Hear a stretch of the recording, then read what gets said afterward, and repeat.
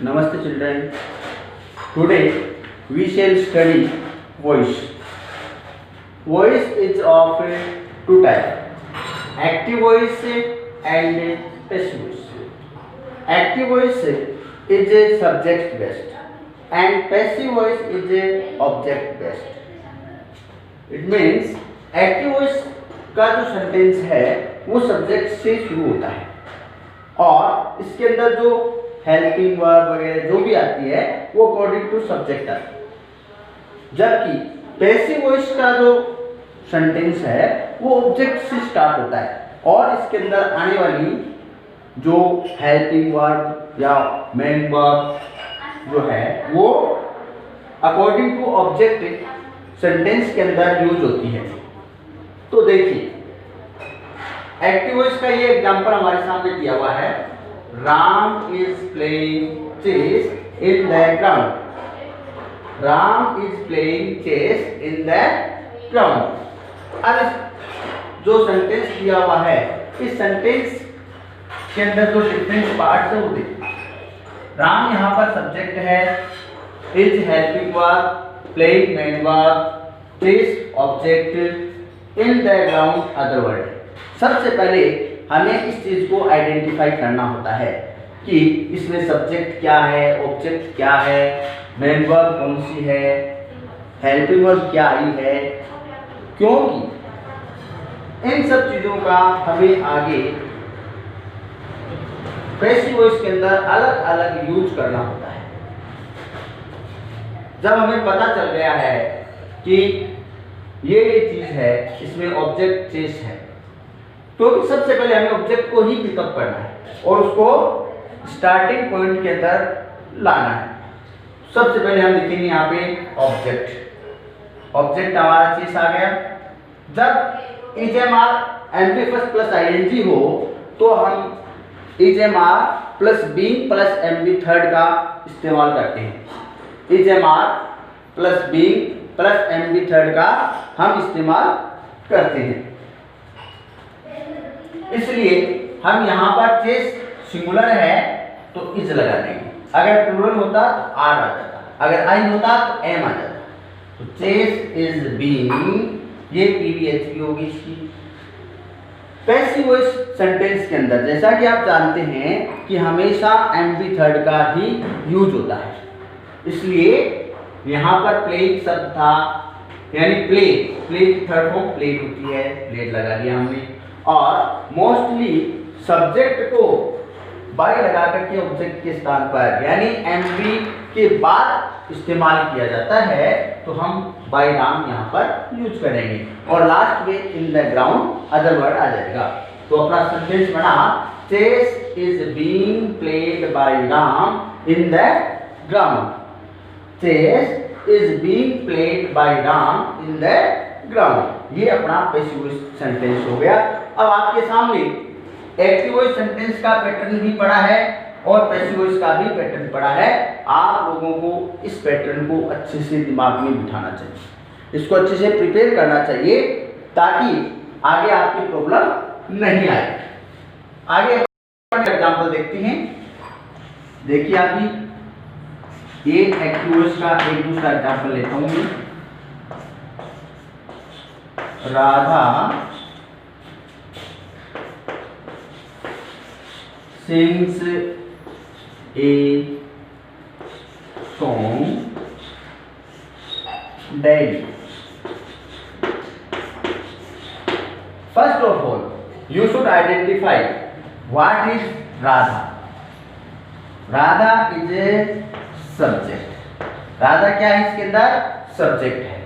Number 2, sings क्या है? Main verb. Sings main verb है। ए सॉन्ग क्या है? ऑब्जेक्ट। इसके बाद में डेली क्या है? Other word. सबसे पहला काम है कि आप इस चीज को आइडेंटिफाई करो। इसको लिखना जरूरी नहीं है, but you must identify these all things first of all. Afterward you can change this statement into passive voice. Without these identification you cannot change. Okay, now passive voice. हमने पैसिव वॉइस के rules में पढ़ा है कि सबसे पहले जब simple sentence का पैसिव वॉइस बनाना हो तो हम सबसे पहले ऑब्जेक्ट को लाते हैं। ऑब्जेक्ट हमारा है ए सॉन्ग, तो सबसे पहले ए सॉन्ग को ले आओ, a song.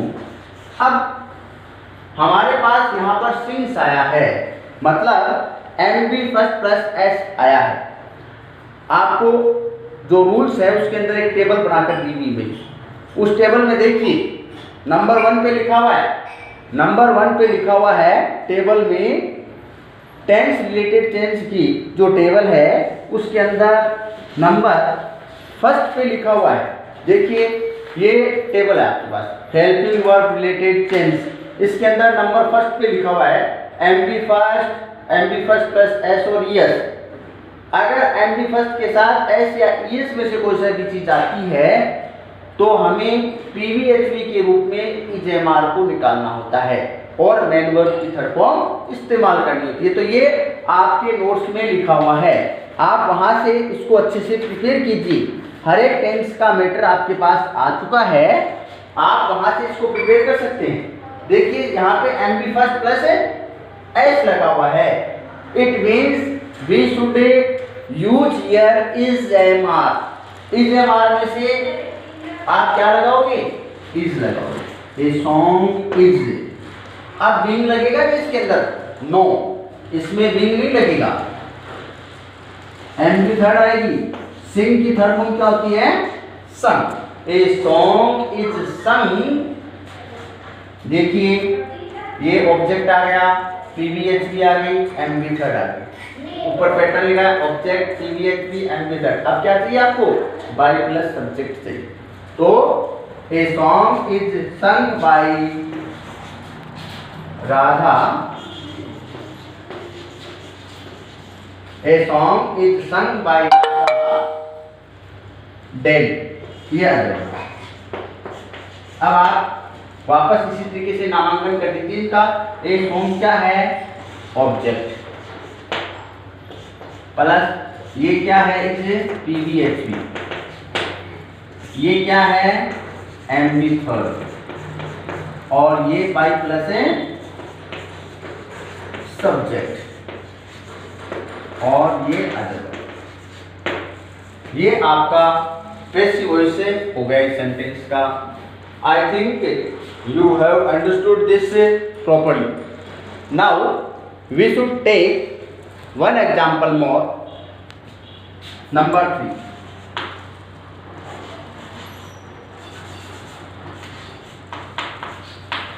Active voice. Maya can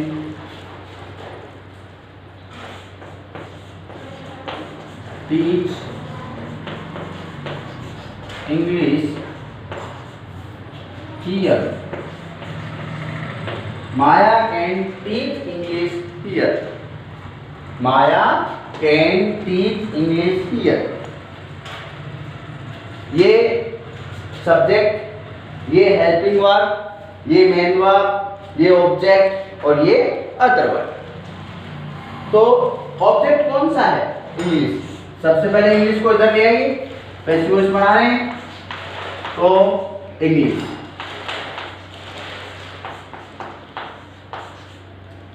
अब यहां पर कैन प्लस एमबी फर्स्ट है, कैन मॉडल ऑक्सिलरी है।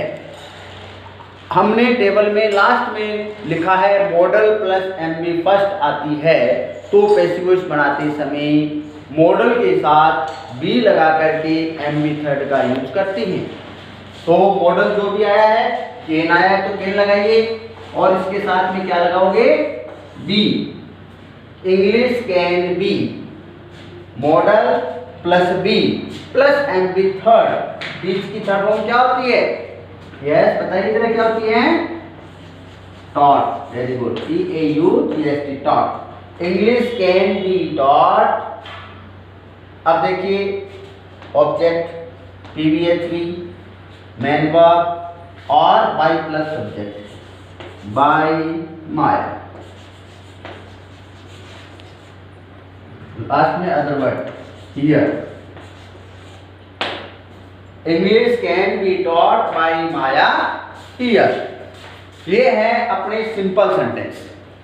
अगर सिंपल सेंटेंस आ रहा है तो हम इनका पैसिव वॉइस इस तरीके से बना सकते हैं। अगर हमारे को सिंपल सेंटेंस देते हैं तो उसका पैसिव वॉइस इस तरीके से बनाया जा सकता है। इसमें कोई ज़्यादा मुश्किल चीज़ नहीं है। इसके रूल्स सारे नोट्स में आपको प्रोवाइड कर चुके हैं, उनको अच्छे से प्रिपेयर कीजिए और इस वीडियो की सहायता से आप लोग इसको सीखने का प्रयास कीजिए। आगे अपन डबल ऑब्जेक्ट वाले सेंटेंस देखते हैं। सिंपल सेंटेंस है बट डबल ऑब्जेक्ट है उसके अंदर। If we find double object in active voice sentence then what should be done. उस स्थिति में क्या करना चाहिए? डबल ऑब्जेक्ट है तो इसका मतलब ये हुआ कि इसके पैसिव वॉइस भी डबल बन सकते हैं। तो हमें वो देखना है कि किस तरीके से हम ये चीज सोल्व करें।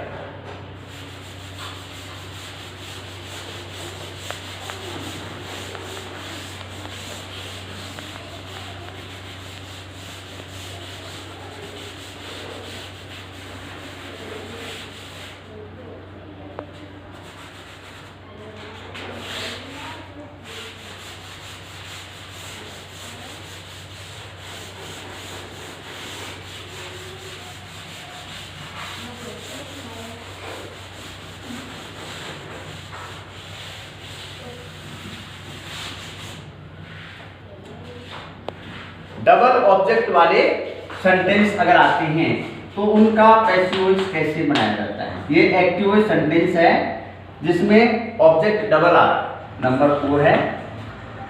जैसे Ravi gave me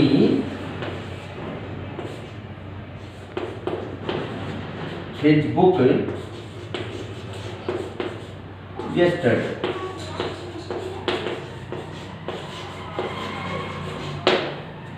Ravi gave me his book yesterday। इसके अंदर ये सब्जेक्ट, ये मेन वर्ब, ये ऑब्जेक्ट और हिज बुक भी ऑब्जेक्ट और yesterday अदर वर्ड। अब इसमें एक तो डायरेक्ट ऑब्जेक्ट है और एक है इनडायरेक्ट ऑब्जेक्ट। एक तो डायरेक्ट ऑब्जेक्ट है और एक है इनडायरेक्ट ऑब्जेक्ट। इसमें कौन सा डायरेक्ट ऑब्जेक्ट है कौन सा इनडायरेक्ट ऑब्जेक्ट है? तो सीधी सी बात है, वह ऑब्जेक्ट जो व्हाट का आंसर देता है वो डायरेक्ट ऑब्जेक्ट है। व्हाट का आंसर देने वाला डायरेक्ट ऑब्जेक्ट है। तो व्हाट का आंसर है हिज बुक। इसका मतलब डायरेक्ट ऑब्जेक्ट ये direct object. D for direct, OBJ for object, direct object. और ये है indirect object, IND indirect object. इसमें मी इनडायरेक्ट ऑब्जेक्ट है और हिज बुक डायरेक्ट ऑब्जेक्ट है।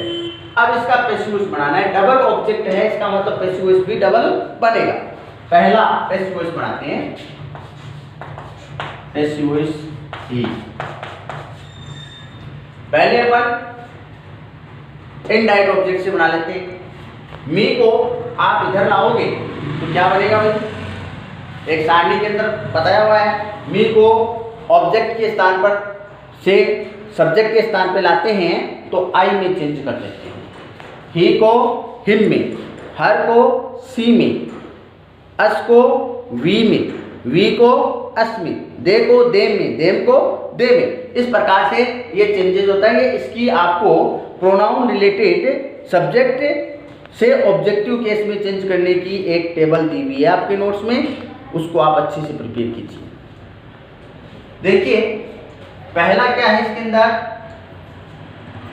यानी इसके अंदर अपना इनडायरेक्ट ऑब्जेक्ट है मी। मी को इधर लाएंगे तो मी का हो जाएगा आई। मी को सब्जेक्ट के स्थान पे लाते ही आई बन गया आई। अब यहां पर गिव एमबी सेकंड आई हुई है। अपनी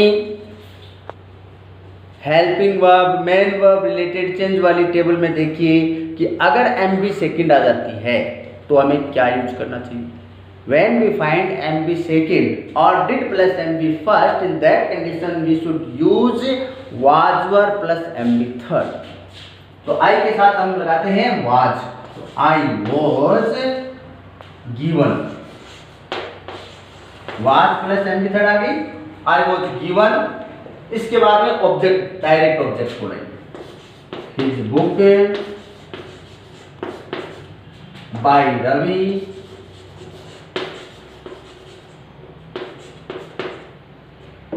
yesterday.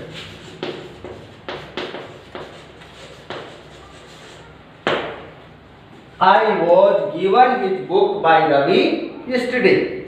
देखिए मी को चेंज किया हमने आई मी, गेव है तो वाज गिवन आ गया, वाज वर एमबी थर्ड आ गया। इसके बाद में हम लगाएंगे डायरेक्ट ऑब्जेक्ट, यानी ऑब्जेक्ट दूसरा जो ऑब्जेक्ट बचा हुआ है वो यहाँ आना है एमबी थर्ड के जस्ट बाद।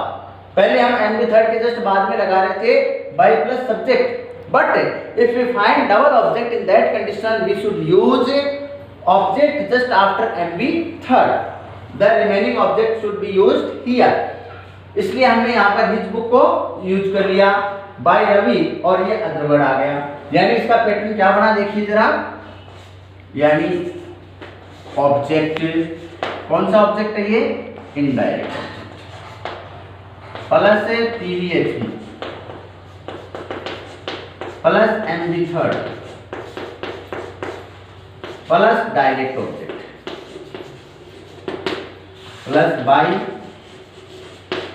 सब्जेक्ट अदर वर्ड, और ये सेंटेंस कंप्लीट हुआ। इसका दूसरा पीवी एचवी के अंदर पैसिव वॉइस अपन बनाते हैं बी, जो बढ़ेगा किससे बढ़ेगा, डायरेक्ट ऑब्जेक्ट से, हिज बुक से बनाएंगे। हिज बुक को आप इधर लाओगे तो हिज को चेंज करेंगे क्या, पजेसिव केस, प्रोनाउन का पजेसिव केस चेंज नहीं होता है। My father no change, his book no change, her mother no change, their parents no change. Relative pronoun आ जाता है, पजेसिव केस आ जाता है तो उसको चेंज नहीं किया जाता, जैसा होता है वैसा ही आता है। तो हिज बुक यहां आ जाएगा, हिज बुक एमबी सेकंड है तो वाज बनाना चाहिए। बुक कितनी है, वन, सिंगुलर है, was, his book was given.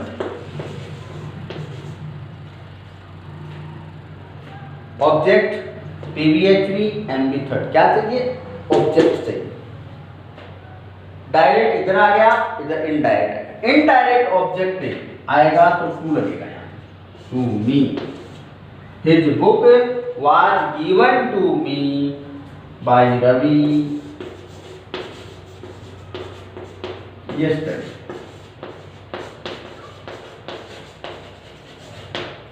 His book was given to me by Ravi yesterday. यानी his book के अपना है direct object plus PVHP plus MB third plus to plus indirect object plus by plus subject plus other word. ये आपका एक और pattern बन गया है, जिसमें अगर सामने बात ये आती है कि if we start the double object active voice sentence in passive voice with direct object, then we must use to before indirect object. Indirect object से पहले टू लगाना पड़ता है, जैसे इसमें आया है टू। इतना ही फर्क है, बाकी कोई डिफरेंस नहीं है, और other rules are same, but this is minor difference. तो आप लोग ये दोनों डिफरेंस माइंड में रखिए, दोनों सेंटेंस पैटर्न को माइंड में सेट कर लीजिए, बाद में कहीं प्रॉब्लम नहीं आएगी। चलो एक सेंटेंस और देखते हैं अपन। एक्टिव वॉइस, डबल ऑब्जेक्ट वाला ही कर रहे हैं। राम हैज